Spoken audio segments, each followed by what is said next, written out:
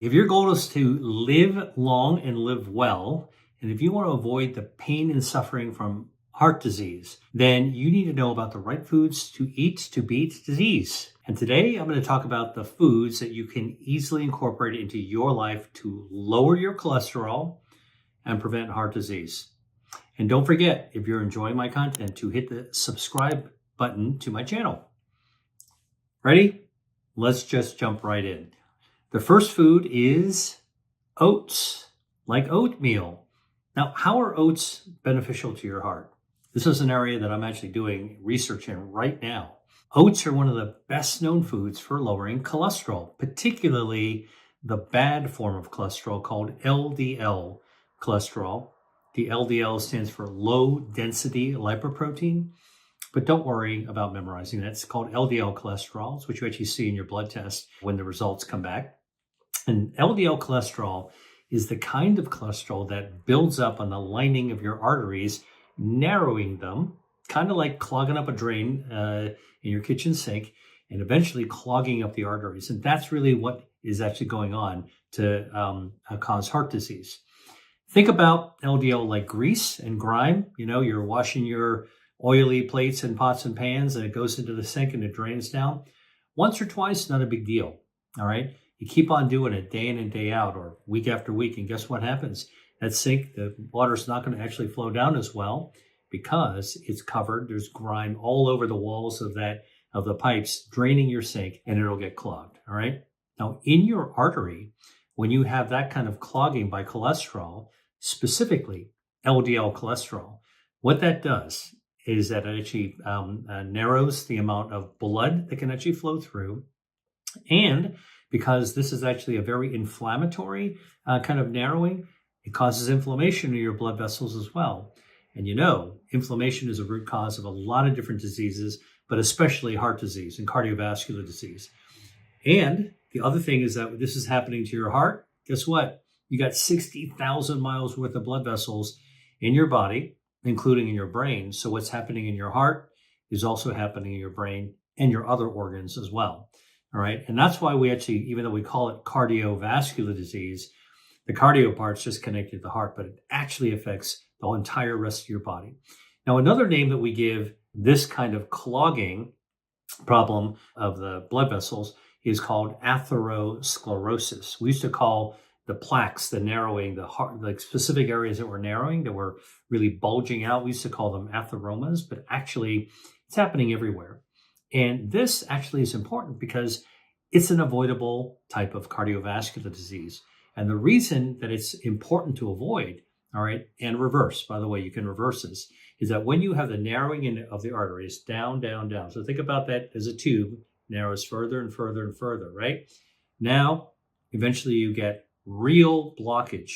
But if a piece of the clogging breaks off, it slams shut like a trap door. Now, instantly, you have zero blood flow, and that's a heart attack, all right? If it happens in your heart. If it happens in your brain, that's a stroke. An ischemic stroke is what we call it.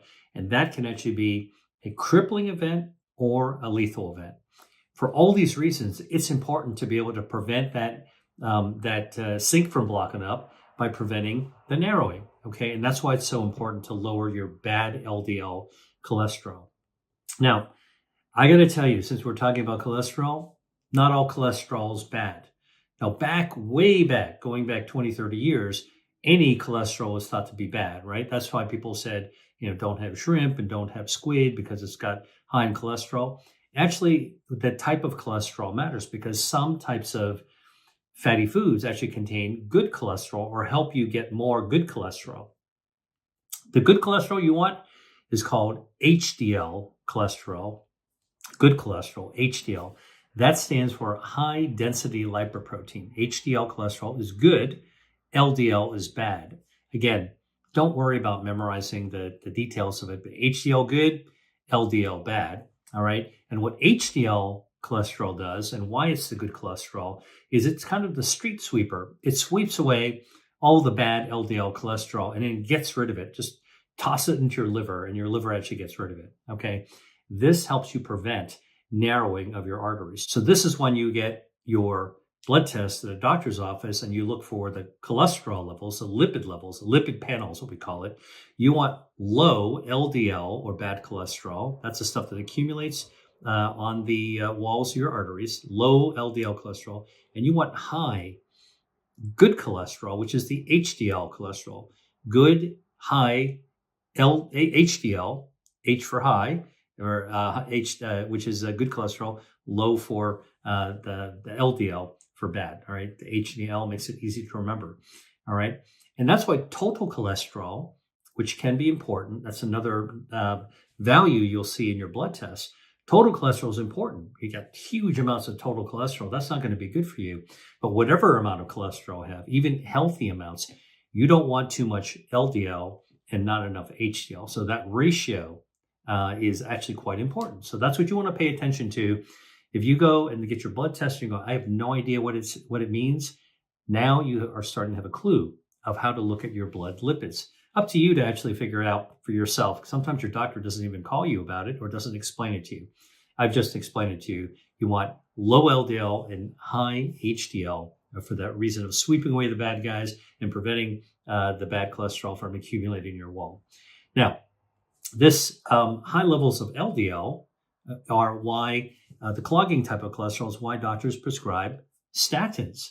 Now, statins are a class of drugs that were once considered revolutionary because you know what they do? They lower your cholesterol, right? But drugs are not the only thing that can lower cholesterol. Guess what? Oats can also lower cholesterol, all right? Think oatmeal, oat milk, all right? Lots of different things you can actually do. Oat cookies, all right? You can actually do it. And the way that oats lower cholesterol is that they have a bioactive, a natural chemical in them called beta glucan. All right. Beta glucan, which is naturally found in oats, is a kind of soluble fiber. Now, you may remember that fiber is good for your gut, right? So you may have heard that fiber keeps you regular because it actually helps you keep moving your stool. So eventually you're going to go to the bathroom on a regular basis. But fiber has another really, really important property, which is that fiber in your gut, soluble fiber, okay, there's insoluble fiber and soluble fiber. Oats have soluble fiber. That fiber in your gut, lower in your gut, forms a gel. And that gel, which you'll never see, it's sliding down through your intestines. That gel binds to and sops up cholesterol that might be in your gut and prevents it from being absorbed into your bloodstream. That's one of the reasons you can actually keep down total cholesterol by eating oats, right? Bowl of oatmeal for breakfast, that's one way to actually do it. And studies have shown that just eating 3 grams, just 3 grams of soluble fiber, like you can get from oats every day, can lower the LDL, the bad cholesterol in your blood, by 5 to 10%. All right? Not a statin, but it actually can lower the bad cholesterol in the way that you want by something you can actually stick into your meal plan every single day. All right. And every little bit counts when it comes to heart health, right? And oats can do it without having to take a drug. Now, if your doctor actually prescribes a statin, you may need to actually gang up the oats on top of it to make it work better. And the goal might be to actually come off of statins altogether, right? So make sure you work with your doctor on this, and don't not take the medicine if your doctor says you need it. That's very important to listen to your doctor. Okay. But the next time you're thinking about what to eat for breakfast, try a bowl of oatmeal. Now, I love oatmeal, and I'll tell you, when I was a kid growing up, my parents would fix me a bowl of oatmeal in the morning, and I thought, it's kind of like this porridge. It's pretty bland. Sometimes when I was a kid, I would just skip it, right? Now, I still sometimes skip breakfast a few times a week. Skipping breakfast, by the way, is good for your metabolism. It actually extends the period of intermittent fasting. Fasting you're doing overnight. When you're sleeping, you're not eating. When you're not eating, you're fasting. So when you're sleeping at night, naturally you're fasting. And because you don't sleep all day long, you're intermittently sleeping. You're intermittently fasting, right? So it's not a trend. It's not a crazy thing. It's very, very natural. But when you skip breakfast, the time that you're not eating, you extend it until you actually start to eat. So that's really good for your metabolism. It keeps your body burning down harmful body fat. All right. So we were starting to talk about, reducing the risk of heart disease. That's another way to actually lower your risk by burning off the extra fat that you have in your body, in the tube of your body, your visceral fat, just by skipping breakfast a few times a week. But let's talk about when you do eat breakfast. All right. When I do it, I actually like to make a bowl of oatmeal for myself now.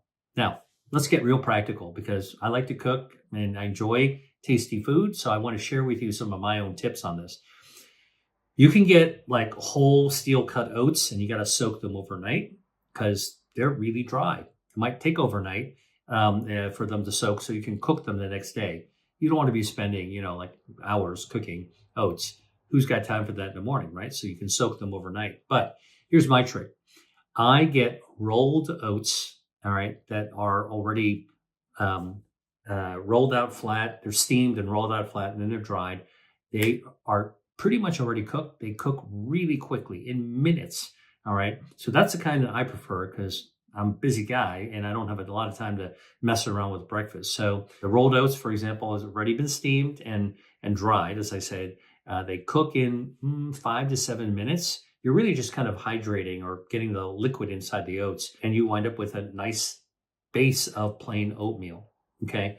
Now, the time thing is a big advantage for me for oatmeal, knowing that oats are good for me with that soluble fiber that can lower my bad cholesterol. But still, even as an adult, I can tell you a bowl of plain oatmeal, pretty bland. All right. Not very interesting for me. So how do you actually light it up with some flavor and some juiciness? Okay, this is where you want to get some seasonal fruits that are ripe. Okay, it doesn't matter what the season is. If it's in the summer, get some peaches. If it's in the winter, get some pears, that kind of a thing. Okay, or citrus. Just cut up some fresh seasonal fruit and top your oatmeal with it. All right, you get the sweetness of the fruit. You get the polyphenols from the fruit. You get the dietary fiber from the fruit, which is also good for your gut microbiome. And then you get the oats with the soluble fiber, which is actually good for lowering your cholesterol and also good for your gut microbiome, for gut health. All of that helps make your metabolism smoother, helps to lower your cholesterol, helps to make your body more insulin sensitive. So now your metabolism is better. You're utilizing glucose a lot better. That we hear all this talk about glucose spikes and glucose crashes. I don't like to use that kind of language because it doesn't really represent what's actually happening in your body. Our glucose goes up and goes down, it goes up. Nobody wants a spike and crash, and that's kind of fear language that I try to stay away from. Doesn't happen for most people. But if you want to have it evened out as much as possible and controlled most of the time, gut health that you can get with oatmeals, for example, with all those toppings, fresh fruit, seasonal fruit, that can actually help you get in that direction. Now, I actually like the natural sweetness from seasonal fruit or berries. Strawberries, blueberries all year round are great toppings for it. And I love the polyphenols that come from the berries. Strawberries have ellagic acid. Blueberries actually have anthocyanins. Both are actually good for immunity, lowering inflammation, getting good defensive immunity. Guess what? Now both strawberries and blueberries have been shown to be good for brain health as well. Cognitive function. Hey, where did I leave my keys? All right. So keep that in mind, as you're thinking about what you're going to top your oatmeal with. All right. Good for gut health. Gut health is good for lowering inflammation and good for brain health. And I just told you a simple move that I make for my breakfast using oatmeal and cut fresh fruits that's good for my heart, good for my gut, and good for my brain all at the same time. And you don't have to think about it. Just know that a bowl of oatmeal with fruit is actually good. Now, I'm somebody who likes a little crunch to my food. All right. So what do? I will sometimes sprinkle some crushed tree nuts, crushed pecans, crushed pistachios. And I love pistachios. Crushed walnuts. You can sprinkle that on top of the fruit. And now you're actually adding healthy fats from the nuts. These are monounsaturated fats. Also helps to lower bad cholesterol. All right. And you're getting more dietary fiber. You're really feeding your gut bacteria, which is going to help you even more. All right. The dietary fiber of nuts is actually really, really important. So this is one way that I can boost my gut health. And the thing is by shoring up my immune system, it protects me against bacteria and viruses from outside of the body, the things that cause flu, colds, etc. But the other thing is that a good, strong immunity, good, strong gut health protects me from invaders on the inside of my body, which is cancer cells as well. So just, know that gut health, immune health, heart health, good brain health is all connected. Starts with a bowl of oatmeal. That's what I like to do. All right. Now, here's something really important. This is like a pro tip I'm telling you. All right. Because you're going to go buy oatmeal. You're going to go into the middle aisle of the grocery store, and they have all these packets of pre-seasoned, pre-sweetened, pre-added with little dried fruit bits oatmeal. Like, actually, I grew up with that kind of stuff. Rip it open, throw it down, add some boiling water. Bing, you're done, right? Okay, don't do it. Don't buy those packets, pre-made packets, because they're ultra processed already. They're packed with a machine, preloaded with added sugar, dried fruit bits. You don't know how those fruit bits were actually created or treated, if they were sweetened themselves, and what chemicals that were used to treat those fruit bits. And some of these packets actually have artificial flavorings, artificial coloring, and other artificial preservatives and chemical preservatives. You don't need that if you just get a plain can of rolled oats. I like things kind of plain and pure when I'm starting with it. I will make the decision, thank you very much, of what I'm actually going to top with it. Is it a little more convenient to have everything in a pack? Maybe, but think about what you're missing. You're missing all that information of like what went through, what else is in that package, and what went through the bits that are in there. So don't do it. That kind of convenience is not worth it because, like I said, in 10 minutes, you can actually make a delicious bowl of oatmeal. Just get the can or box of plain rolled or steel cut oats. Steel cut, you got to soak the night before. Your heart will thank you for it. Hey there, are you ready to use food to improve your health? I do cover a lot in my YouTube videos, but there's only so much time to dive deep into how to use food as medicine. That's why I created my Eat to Beat Disease course. In my course, I walk you through how to use everyday foods that you can find in your grocery store to boost your body's health defenses. This is all based on my research, and everything is rooted in science. And I made it super easy to follow with practical everyday tips. Whether you're trying to prevent disease or just want to optimize your health for longevity, my Eat to Beat Disease course gives you all the tools to make it real and to help you get lasting changes that will help you live longer and live better. To learn more, click the link below or scan the QR code on the screen. I can't wait to get started together in my course. Now, back to the video. Okay, next food we're going to talk about is barley. I love barley. It's a great food. And guess what? Barley also has beta-D-glucan, just like oats. And guess what it does? It lowers bad cholesterol. Again, the beta-D-glucan forms a gel in your gut. That gel binds up the cholesterol and the beta-glucan so that you don't absorb in your bloodstream. And the beta-glucan also helps to improve the health of your gut bacteria, your gut microbiome, which then lowers your lipids, good for heart health, all right? Lowers inflammation, good for heart health, and improves your metabolism, good for heart health. Bing, bing, bing, check, check, check. This is a way to check all those boxes for heart health. And, in as much as oatmeal is super simple for breakfast, barley, amazing. You can actually make it into a stew, all right? It's so easy, and I love barley dishes. Now, what's the clinical evidence, though? That's actually really important. Well, a clinical study in Japan looked at 44 people. These were men who were heavy. They were obese. And they found that if they gave them a meal with rice and pearl barley every day for 12 weeks, okay, that's 3 months, they had a drop in their total cholesterol by 5%, okay, and their bad LDL cholesterol went down by 4%. Now, here's the thing.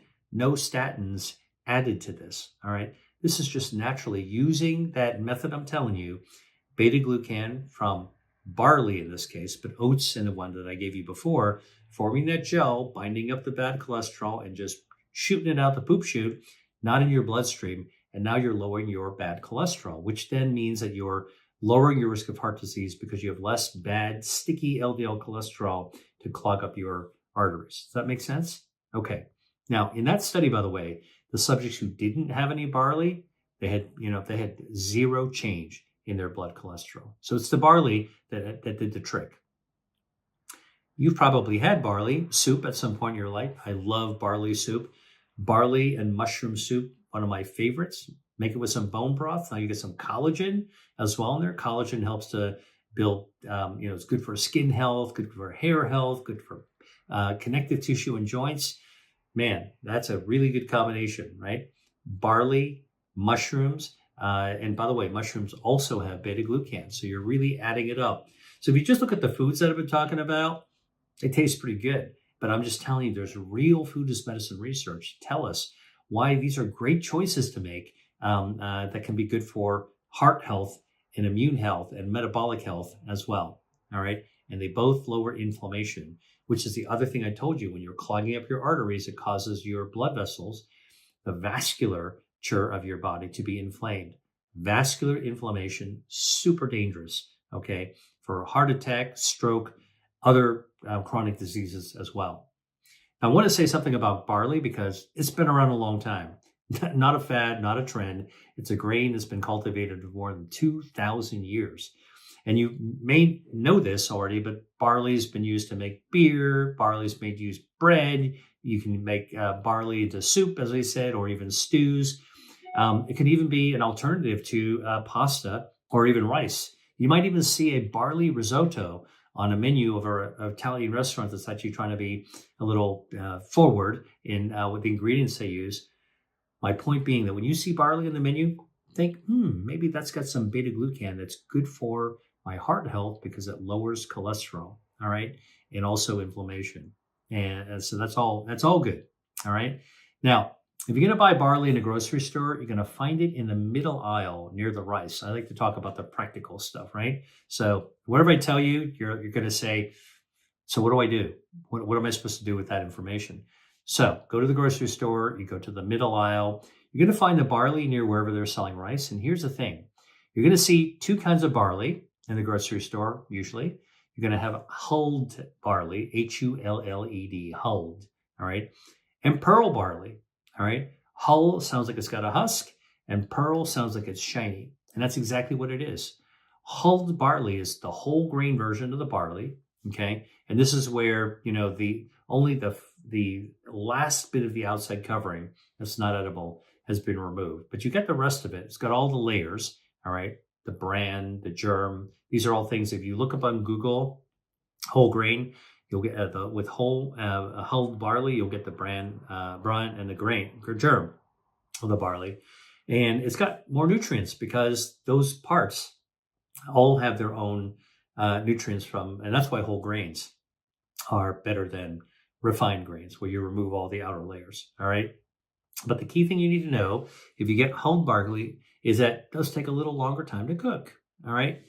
The other kind of barley that you can get is called pearled barley, all right? You're going to find that in the middle aisle, and it's called pearled because most of the outer layer, the bran and the germ, has been removed, and then the barley is polished, okay? Like the rocks that people used to polish, like, you say, my grandfather used to polish rocks with a tumbler. Well, barley gets polished as well, and it gets shiny, and that's why it's called pearled, all right? Little bit less nutrient dense than the hulled barley, but still, it's got good stuff in it. Or it does have the beta-glucan. But here's the advantage. It cooks a lot faster, and the texture is a little bit softer. I actually kind of like it a little bit better, tastes better to me than kind of like chewy, al dente, kind of a hulled barley. So it's up to you. Both actually have beta-glucan. The pearl barley, softer, cooks a little faster. The flavor is a little more subtle, which is what I actually like. But both are great. All right, depends on the recipe. All right, so besides barley and mushroom soup, I like barley's added to a stew. So if you're going to make a vegetable stew, once you got it all done, throw a handful of barley in. Now you're actually adding some health and some texture, some chewiness to it. It's going to be great. Okay, I love. Anytime I see a stew, if it's got some barley in it, or a soup got some dark barley, I'm looking forward to actually having it. I don't know, it just tastes great to me.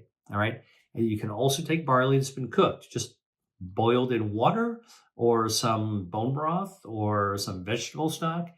Uh, Boil it up, make it soft, cool it off, and you can throw it onto a salad. All right. And now you've actually got a topping for a salad. You can add some spices and herbs and other veggies on top of that. So that's another way of actually taking a plain old green salad and lighting it up with a little bit more interesting flavor and texture. And barley will absorb whatever you're actually putting into it. So some dressing will make it light up in one way. Some stock will make it taste in a different way. Avocados. I like avocados.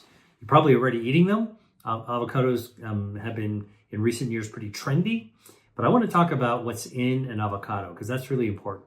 First, avocados have a healthy fat. These are called monounsaturated fatty acids, or MUFAs, M-U-F-As, MUFAs. They're heart healthy, all right? And one of the heart healthy MUFAs is called oleic acid. Same thing that's found in extra virgin olive oil, oleic acid. All right, and guess what oleic acid can do? It's a MUFA found in avocados. Oleic acid can lower harmful LDL cholesterol. All right, good.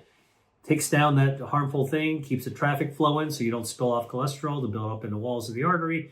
But guess what? Oleic acid also does something really beneficial. It raises your good HDL cholesterol. Again, moving things in the right direction. Less LDL, more HDL.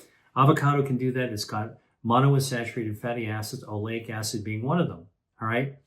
Now, there was a myth floating around at one point that avocados are not good to eat, not healthy to eat because of its fat content. I hope I've cleared that up for you. It's got good, healthy fat. Just the opposite. This kind of fat, the MUFAs, like oleic acid, actually is beneficial. In fact, studies have shown in people who regularly consume avocados that they can actually reduce their LDL cholesterol by up to 22%. And they can raise their beneficial HDL cholesterol by about 11%. All right. Everything moving in the same direction. This is not a statin. This is an avocado. All right. And in fact, if you actually change your diet and your lifestyle in the right direction, because exercise can also do this. I'm going to talk about that in a little bit. In other words, exercise can lower harmful LDL cholesterol, increase beneficial HDL cholesterol. You might be able to come off your statins. So for those people who are really worried, I got to take this for my whole life. You know what? If you actually add the right diet and the right lifestyle, you might be able to come down or come off of your statins, particularly if you're somebody who's had side effects from having statins as well, like muscle cramps and other things that we as doctors worry about. All right. Now, here are some easy ways that I like to use avocado.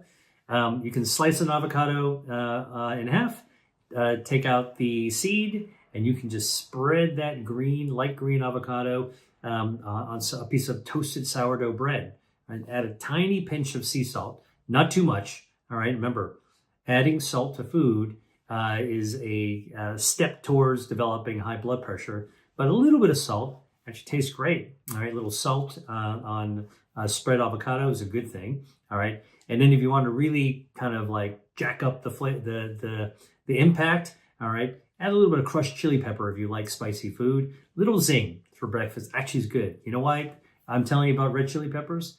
Because red chili peppers also help you burn off excess body fat.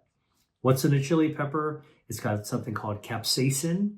And on our tongue, we've got these little receptors, read our dishes, for capsaicin.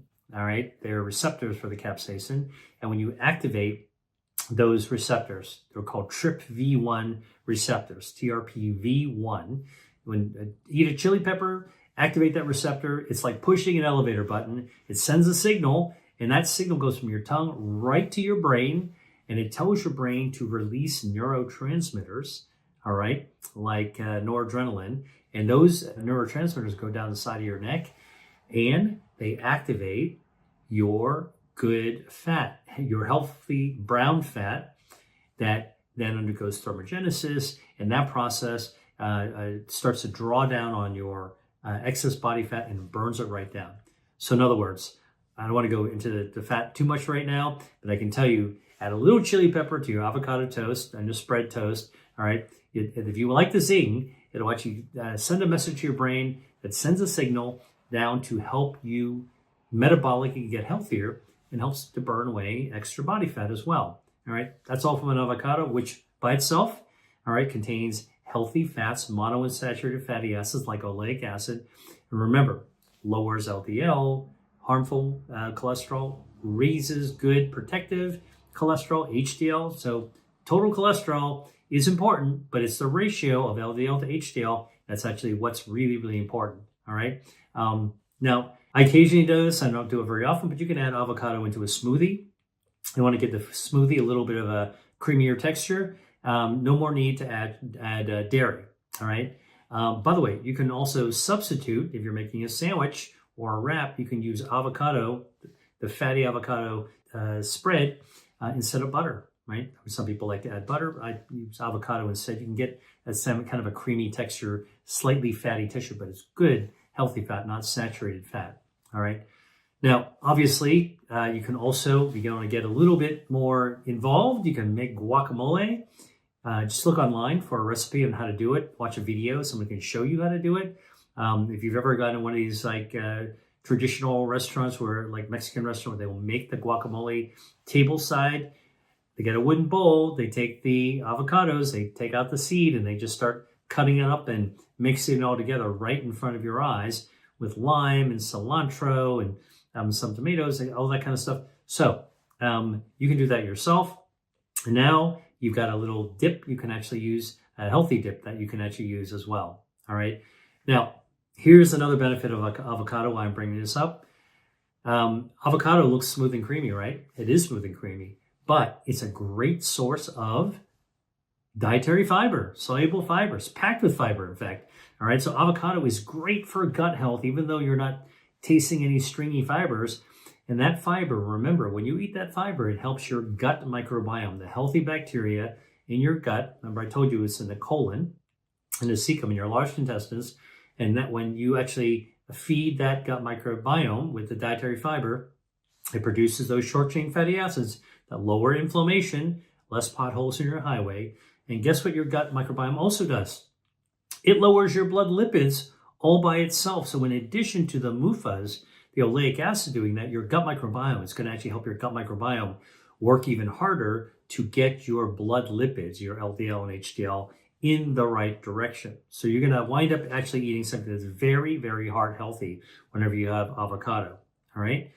So, and by the way, good gut health also improves your metabolism. It burns down harmful extra body fat.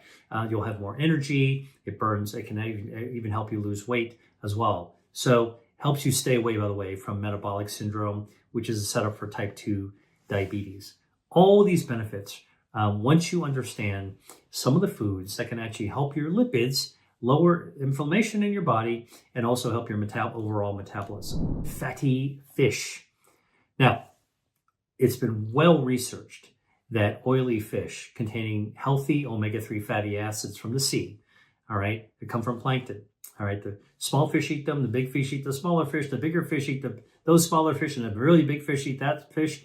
All right, so those fish like salmon and mackerel and anchovies, sardines, that goes from small to large. Their flesh is rich in omega-3 fatty acids. Again, those omega-3s originally came from plankton. That's originally the plant-based food from the sea. It's the fish that ate them. They accumulated in their flesh. And we used to think it was only the super oily fish like the mackerel or the salmon or tuna. Tuna might have mercury, so you got to be careful about that. But salmon is a good choice. All right, but guess what? Other fish also have healthy omega-3s. The ones that are not so oily.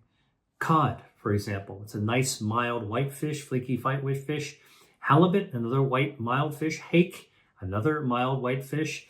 Mediterranean sea bass. Look, if you don't like salmon, you probably are going to like Mediterranean sea bass. It's part of the Mediterranean cuisine. Absolutely delicious. Also a good source of omega-3 fatty acids. So it's not just the oily fish that we normally think about. It's also some of these white, mild, delicious tasting fish that you can find in the healthy Mediterranean diet as well. All of them packed with omega-3 fatty acids.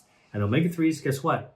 They lower blood lipids. They also lower your LDL, improve your healthful HDL. They also improve the health of your blood vessels by protecting the lining. They actually help to condition the lining of your blood vessels. That's called the endothelial lining. That's where the potholes can occur. Helps to protect them. so that they don't actually form clots. And omega-3s can prevent plaques from forming as well. And another benefit, omega-3s from seafood can lower inflammation.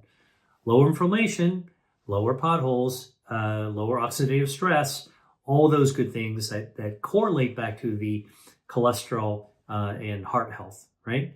Oh, by the way, the other thing omega-3s can do is they can reduce triglycerides as well. And triglycerides are another lipid in your body. So net, taken all together, all right, seafood with omega-3 fatty acids can improve the function of your blood vessels, protect your heart against cardiovascular disease, and it's overall really a delicious way to actually eat heart healthy.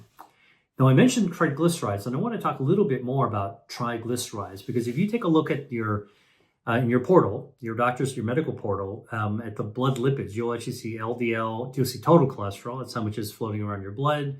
Remember, I told you, though, the total cholesterol is less important, that number, than how much LDL is there and how much HDL. All right? Remember, you want more HDL and less LDL. And you'll see the normal ranges in the test results. But there's one more number that comes out of your blood lipid panel, and that's triglycerides. And I mentioned triglycerides because remember I told you that omega-3s in seafood can lower your triglyceride levels. So what's a triglyceride? Well, triglycerides are a kind of fat that can build up on the walls of your blood vessels. In fact, that they actually contribute to clogged blood vessels, and they increase your risk for a heart attack and stroke. Omega-3s that are found in fish help to reduce triglyceride levels and keep your blood vessels from clogging. All right. In fact, a landmark study that was published in the New England Journal of Medicine looked at more than 11,000 people and looked at those who were eating fatty fish with omega-3s at least twice a week, and they found that they had a significantly lower risk of heart attack and stroke for the reasons I just mentioned. All right. So if you like seafood, you're in luck. The omega-3s do a lot of heavy lifting for your blood lipids, for your vascular health, health of your blood vessels, lowering inflammation in your whole body, which actually lowers your risk for cancer as well. So that's all beneficial. And if you read my book, Eat to Beat Your Diet, by the way, which is right here, Eat to Beat Your Diet, you'll know that I write a lot. There's a whole chapter in here, I think it's chapter 8, about all kinds of delicious seafoods that you can actually eat with healthy omega-3s. I give you the dose of the seafoods as well. Good for metabolism, helps you burn down harmful body fat. And in fact, studies have shown that people who eat 2 to 3 servings of seafood over the course of their life, those people tend to live longer. So longevity studies have actually found that people who regularly eat seafood a few times a week actually do live longer.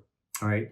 Now, if you haven't read my book, Eat to Beat Your Diet, I'll link to it in a description below this video, and you can check out this so you can figure out how much seafood you should actually eat.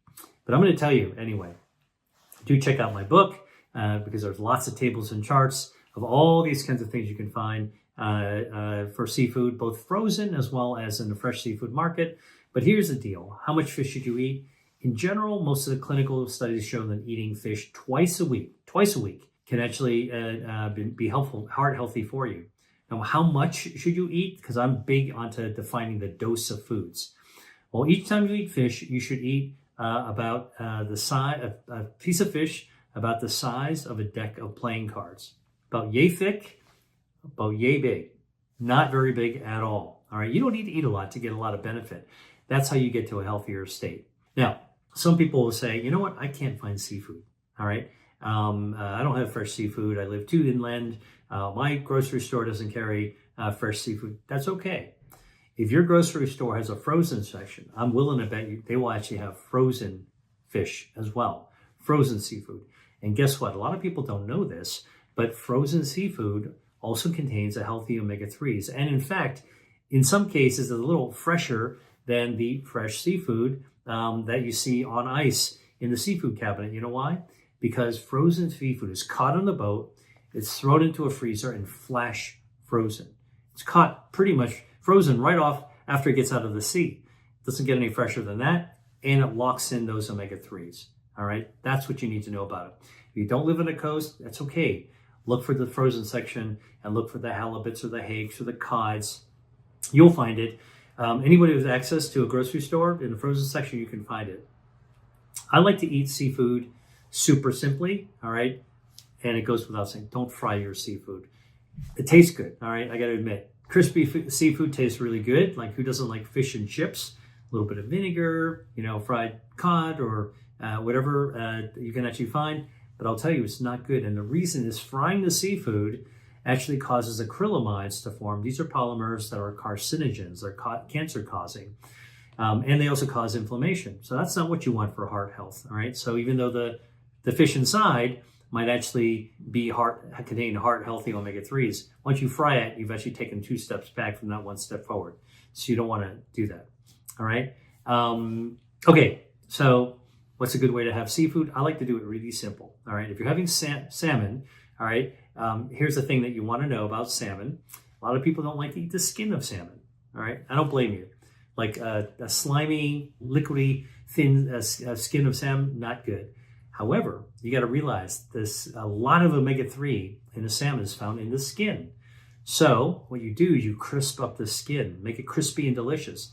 Take a pan, add extra virgin olive oil, heat it up, all right? Put the salmon skin down and let it sit there, all right, until the skin actually crisps up and form a layer. Skin's pretty fatty with good omega-3 fats. So you let that crisp up, then turn it once, all right, then cook the other side.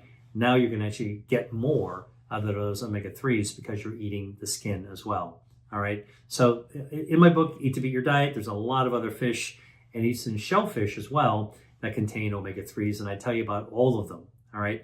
Mediterranean sea bass, I mentioned. This is the staple for people who live in the Mediterranean, and it is delicious. A lot of different ways to cook sea bass. It's a mild, white, flaky fish. Whatever you do, consider you doing it Mediterranean style, which is actually cooking it with healthy omega-3 fatty acids, a much better choice than vegetable oils or seed oils, all right? And a good, healthy way to cook it is to pan-sear it, all right, with a little bit of extra virgin olive oil, add some oregano on it, squeeze some lemon on it. The oregano has rosmarinic acid. Guess what? Anti-inflammatory, all right? Prevents those potholes from forming. And if you squeeze some lemon on it, you actually get the citric acid. Citric acid is vitamin C. It's anti-inflammatory. And by the way, it makes the Mediterranean sea bass taste amazing. You can grill it as well. I prefer not to grill, although grilled fish tastes great. Just having the smoke add some carcinogens to it. So that's not a way that I suggest that you regularly eat Mediterranean sea bass or any kind of fish. All right, once in a while it's fine, not on a regular basis. All right, so if you're going to have fish, make sure it's got omega-3 fatty acids, and you can find that in my book. Find out which fish, but also prepare it in a healthy way. Don't fry it. You can sear it. You pan sear it. You can bake it. You can grill it, but just be careful that you don't do that regularly. That's really the best way to actually eat those healthy omega-3 fatty acids. And you know what? Some people are uncomfortable with seafood. They're like, you know what? I hear you, Dr. Lee. I would like to try it. I just don't know what I would do with fish. I've never cooked fish before. Guess what? You want to find a recipe, go to Google, type in the kind of fish that you're cooking, whether it's salmon or Mediterranean sea bass or halibut, because you actually cook them all in slightly different ways. You want to steam a fish, type in steaming and type in halibut, then type in recipe and then hit video. And watch somebody teach you who really knows what they're doing, how to do it in a super simple way. And then you can just repeat that. You can just mimic that in your own kitchen. Hey there, check this out. I've got a resource on the 10 foods to improve your cholesterol, and it's free. Hey, not all cholesterol is created equal. So in this resource, I explain why maintaining a healthy balance of LDL, that's low-density lipoprotein, and HDL, high-density lipoprotein, is crucial for your cardiovascular health. And I tell you about the foods that you can add to your diet to help make this happen. My resource, it's yours right now for free in the caption below. All you have to do is click on the link below the video. And now, back to the other video. Nuts, tree nuts. Almonds, walnuts, pistachios, pecans, macadamias. Tree nuts also have MUFAs, monounsaturated fatty acids, all right? Very, very healthy. like avocado, all right? And guess what? Tree nuts also have dietary fiber, all right? The dietary fiber is good for your gut microbiome for all those reasons we talked about already.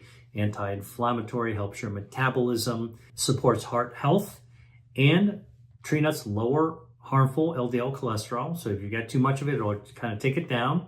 And tree nuts are also loaded with vitamin E, E as in Edward. And guess what vitamin E is? It's a potent antioxidant. Protects you and your LDL against oxidative stress. Another reason to actually have tree nuts. Remember, when you oxidize LDL, it makes it sticky, likely to clog. You want to actually lower that oxidative stress. Vitamin E is a good way. Tree nuts contain good vitamin E. All right. And by the way, how much do you need to eat? Back to the dose. There's a clinical study published in the Journal of the American College of Cardiology that just showed that eating a handful of nuts 5 times a week reduced the risk of heart disease by about 14%. All right. Super delicious, easy way to have a snack and protect your heart at the same time. All right. What do nuts do? They lower the bad LDL cholesterol so you don't have a traffic jam and spill the cholesterol on the highway. All right. And they raise your good cholesterol, the cleanup crew, to take away anything that might spill, protects your heart. Tree nuts are also anti-inflammatory, also good for gut health, which is also anti-inflammatory. All this protects you against cardiovascular disease. Now, if you're going to eat nuts, here's a key thing. I'm going to tell you this. Be very careful you don't buy those pre-packaged, pre-seasoned nuts. Even though they look really good, you get the ranch flavored nuts or the barbecue flavored tree nuts. I know if you've been to an airport and you walk by the newsstand and you take a look at all those snacks on the wall, a lot of them are flavored and they look so tempting to get.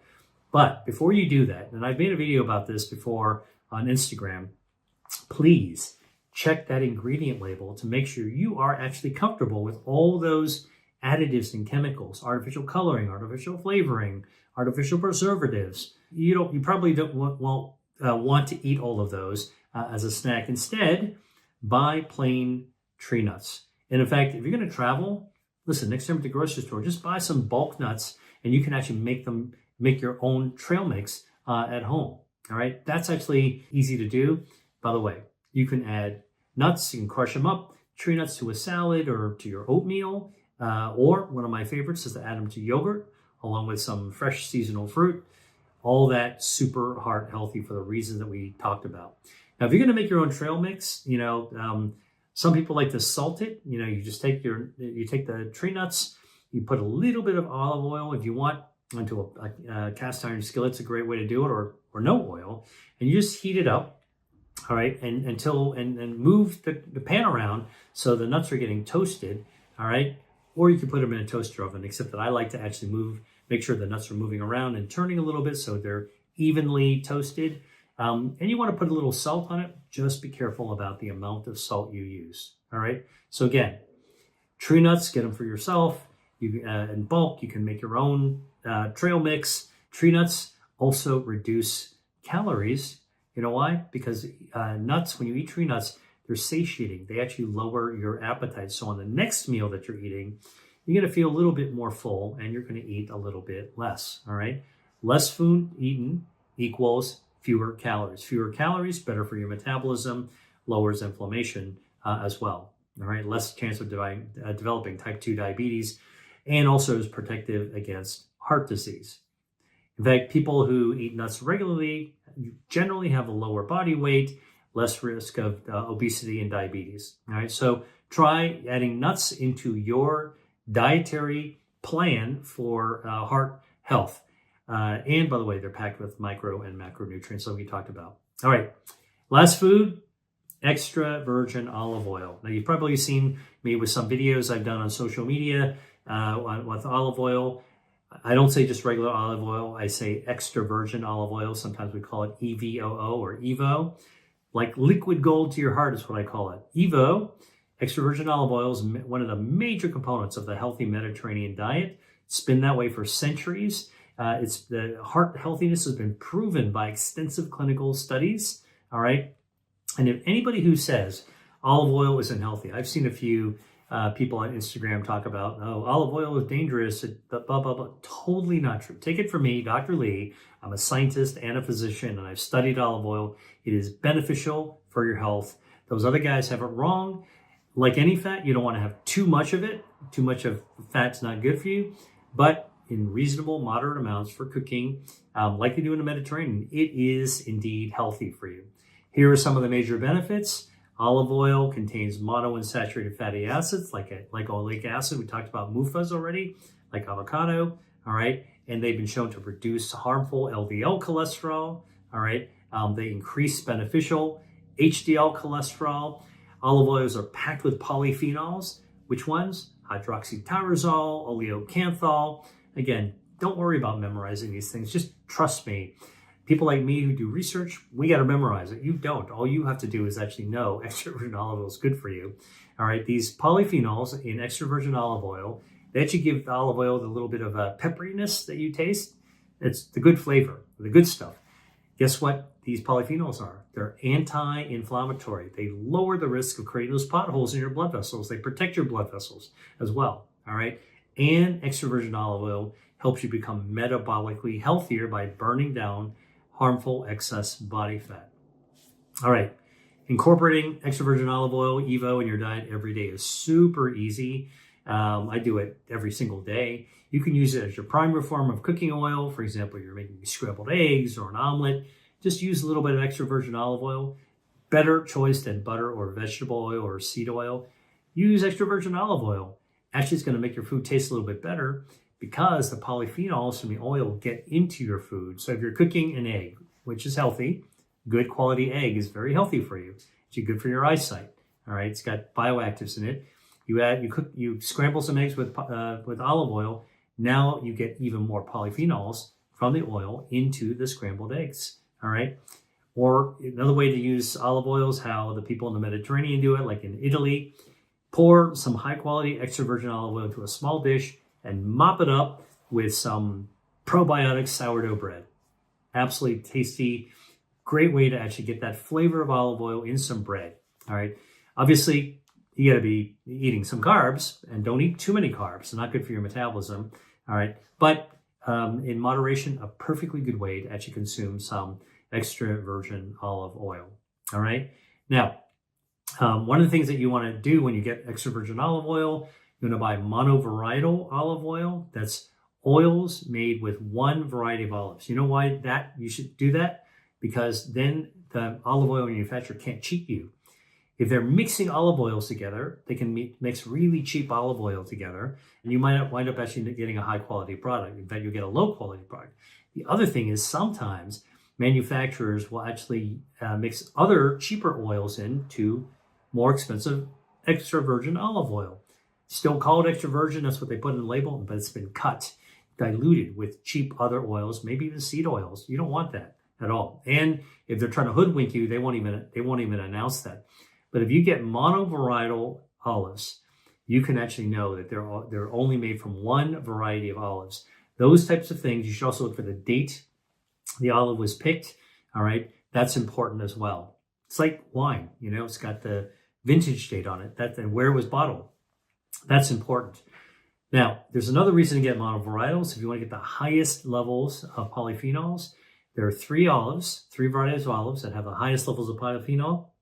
You might have heard me talk about this before, but let's talk about this in the context of heart-healthy foods that have these MUFAs and heart-healthy polyphenols that lower your LDL and raise your beneficial HDL.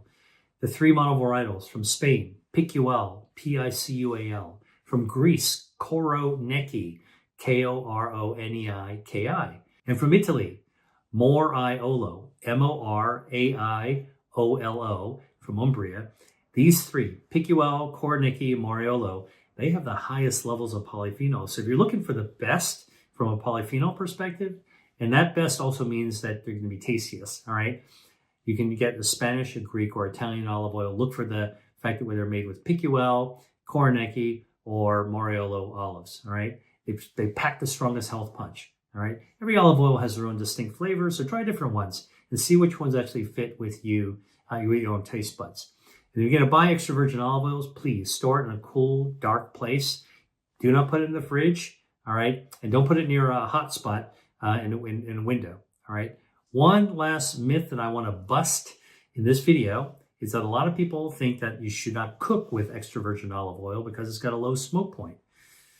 Okay, that's a little bit of a myth because the smoke point of olive oil is anywhere from 375 degrees Fahrenheit to about 400 degrees Fahrenheit.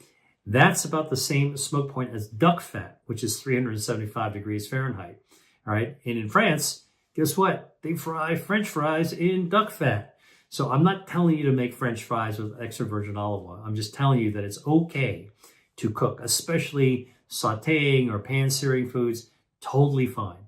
Now, obviously, I'm not encouraging you to fry your foods, but just know that when you cook with extra virgin olive oil, you're actually going to impart some of those beneficial polyphenols from the olive oil into the food that you're ultimately going to eat. In this video, I've talked about really easy to find foods that are good for cholesterol, lowering cholesterol, good for heart health, good for gut health as well, good for lowering inflammation. All right.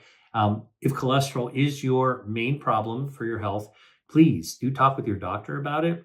I am a doctor, but I can't be your doctor. So I'm advising you to work with a medical professional to address any concerns with your blood cholesterol and listen to them. You might actually need to be on medicines. All right. That's between you and your doctor to kind of figure it out. If your doctor to guide you, because those medicines can, including statins, can protect you against bad cardiovascular disease. All right. But here's what you should know as well. And your doctor might not discuss this with you, is that you actually have control over your own blood cholesterol, your blood lipids, with what you do at home. And those are the foods that I was talking about in this video. All right. And oh, by the way, want to lower your cholesterol? Here's another thing that you need to do. Move your body. All right. Regular physical activity. All right. Working out, exercising, going for a walk, running, dancing, bicycling, swimming. All these things also work to lower your harmful cholesterol levels. All right. So that's it. I hope you learned something new from this video, and you might be inspired to start incorporating some of these heart-healthy, cholesterol-lowering foods into your everyday diet. And if you want to see more like this, don't forget to hit subscribe to my YouTube channel. Thanks so much for watching, and I will see you on the next video. Dr. Lee out. Hey, if you like that video, then you're going to love this one. Check it out.